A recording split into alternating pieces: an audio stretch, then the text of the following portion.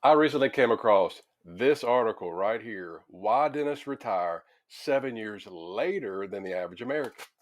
As you can imagine, as a periodontist, it caught my attention, and I decided to find out the reasons why the certified financial planner that wrote that article thought we had it all wrong. So in today's video, I'm going to just go through the 5 reasons this person thinks that dentists have it all wrong when it comes to retiring.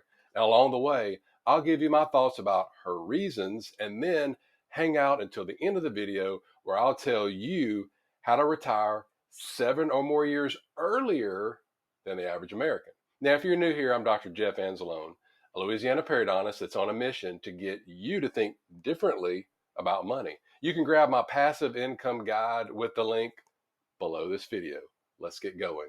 When I first started practicing, I had this insurance salesman and I had this financial planners, and they were like all circling around my building like vultures. And they knew that I was, quote, fresh kill, and usually the first one to get their claws in us, the new practicing dentist, they usually win for the duration. It's kind of like whenever you get your, like your first credit card. Some of you may have gotten it in your teens. Some of you may have gotten your first credit card in college. Well, then later on in life, you may cut up all of your credit cards, but there's something about that first one that makes it so hard to do. And these financial planners and insurance people, they know that if we initially hire them, then it's hard for us to get rid of them. Now, I don't know about you, but I was told in order to live out life well after I left the chair and treating patients, I'd need somewhere about 9 million bucks saved up with that financial planner, of course, in order to never have to worry about running out of money again. As you can imagine, hearing this as a new periodontist with $300,000 in debt, student loan debt, and barely making ends meet felt like something that was completely unattainable. Luckily, I've realized that we don't need anywhere near what these people tell us, which I'm going to explain a little bit later in this video. Now, let's take a look at this particular article and see just why dentists retire 7 years later than the average person. Now, she starts off quoting a survey, actually from the American Dental Association, that the average dentist typically retire at the age of 69 versus the average American, they actually retire at 62, thus the 7 year difference. What's interesting is that the typical dentist actually earns 3 times what the average person with the average American is making, yet is retiring much later in life. Well, why is that? Well, she actually has 5 reasons for that. So let's get into them. Reason number one, she says that dentists are prime targets for product focused based salespeople. Now, this is what I just discussed a little bit earlier. Because we're considered high income earners, we typically attract salespeople like flies to honey. I remember when I was a fourth year dental student, and one of the disability insurance companies, they sent a rep in, they gave us a talk. He left that talk with over 75% of us that actually had signed up with this guy, myself included. Now, when I went home and I told my uncle, who was actually a practicing dentist at the time, what happened, he told me, he said, look, I don't know what he told you, but he said, that seems a little shady. I think you should cancel. And what happened was this guy told us that if we didn't sign up for this type of disability insurance before we graduated, then we could expect our premiums to be a whole lot higher than they were, of course, if we signed up with him now at that time, which is what most of us gullible students did. Luckily, most of us were able to cancel our policies with no penalties. And then I remember a couple of years ago, one of my brother's friends who unfortunately had gone through a divorce. He was in his 40s. He was now back living with his parents. And this guy bounced around from job to job.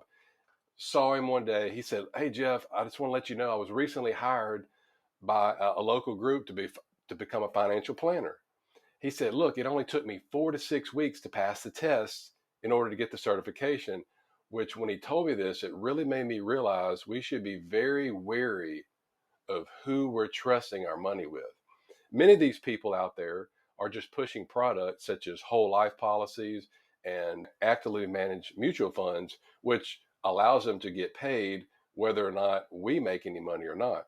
So on this first point that she makes, I would agree with her about performing, some type of due diligence, before we hire any of these types of people, whether it's a financial planner or any other type of advisor or salesperson. All right, moving on to number two.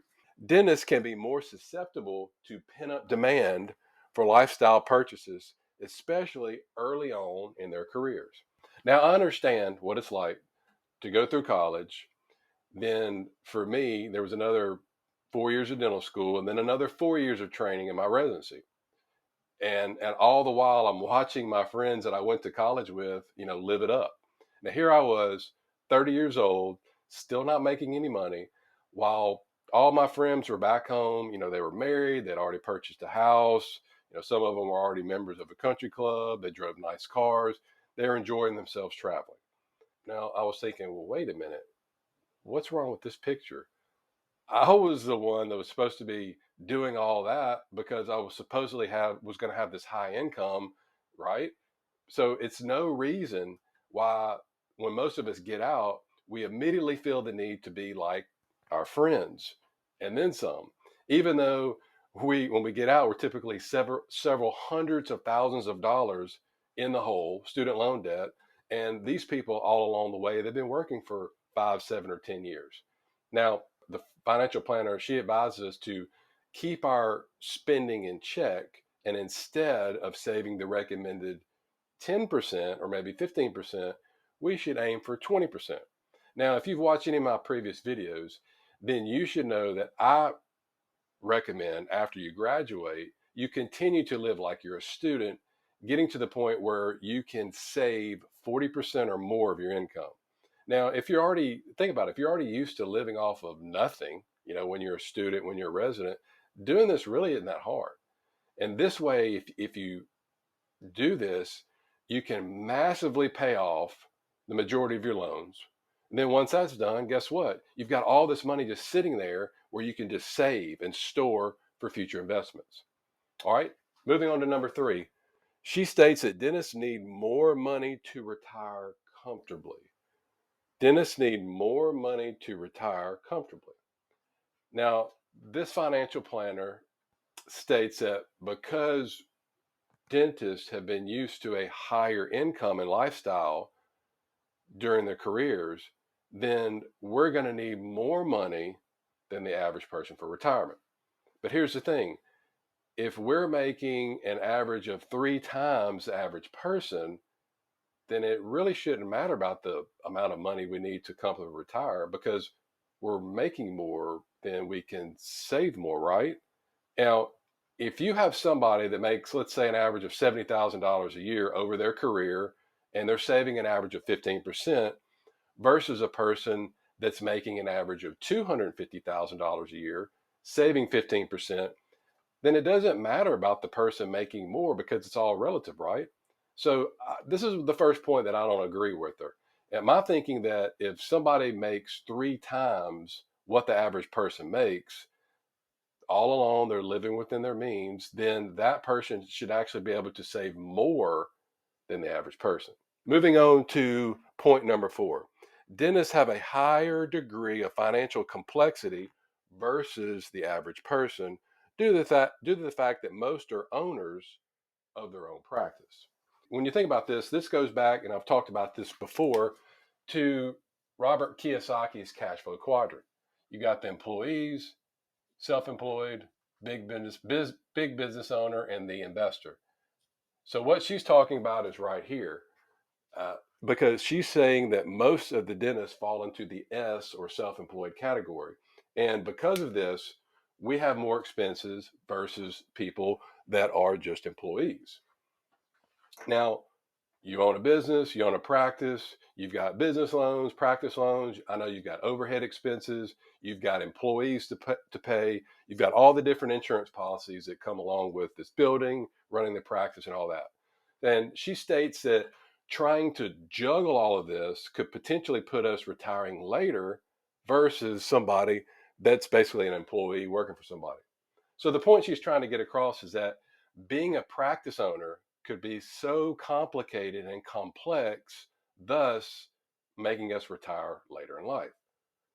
I think just the opposite. I think that a practice owner who actually works with a good CPA can use many of the available tax deductions out there, such as depreciation on your equipment, vehicles, on your building, other things as well, to help you lower your overall taxes during your entire working career.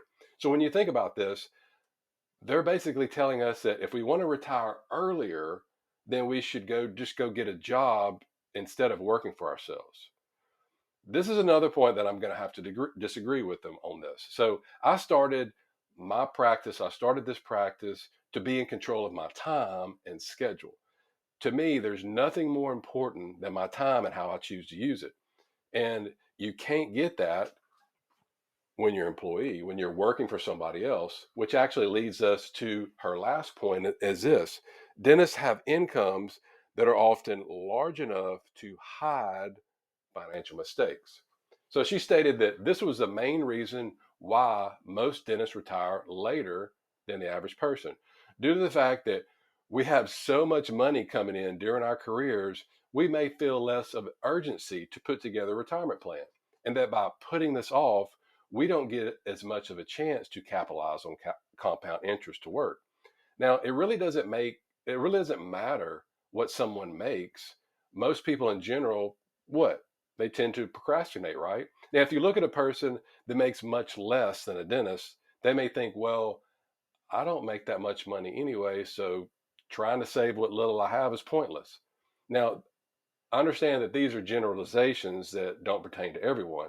The point she's actually trying to make is to surround yourself with people early on in your career that could advise you, such as a financial advisor or an accountant or other people like that. Look, at the end of the day, being able to control your time is the highest dividend that your money can buy, hands down. Now, I want you to get to the point as quickly as possible that work it becomes optional. And once you get to this point, you can either retire, cut back to part time, or you can do something totally different. Again, that's going to be a choice that you'll have to make, and it's a great position to be in. I've never had a financial advisor my entire career, as I've always enjoyed doing the planning myself. You may be different. If you have absolutely no desire in creating and working a plan for your future, then by all means, go out there, find somebody that can get you to help that you can trust. Now, now that most of our investing for our household goes into passive real estate deals, a financial advisor really wouldn't be needed anyway, is because they only deal in what? Mostly the stock market. If you're a business owner and high income earner, don't listen to people that tell you that's a bad thing, that you need to be an employee, you shouldn't be a self-employed, and that's going to keep you from retiring earlier. Make it a point to sit down with your spouse if you're married and go down and write out the goals you'd like to accomplish, but do those in 5-year increments. Now, when we decided to start getting into real estate investing, one of the first questions that my wife and I had to address was whether to become an active or a passive investor. And once we decided on the passive route, we then looked at the two main things that we could do. We could do REITs, invest in REITs, real estate investment trust, or real estate syndications. Now, if you want to become a passive real estate investor, but you're not quite sure where to start, then I'll need you to go over here and check out this video where I go over real estate syndications and REITs. I'll see you over here.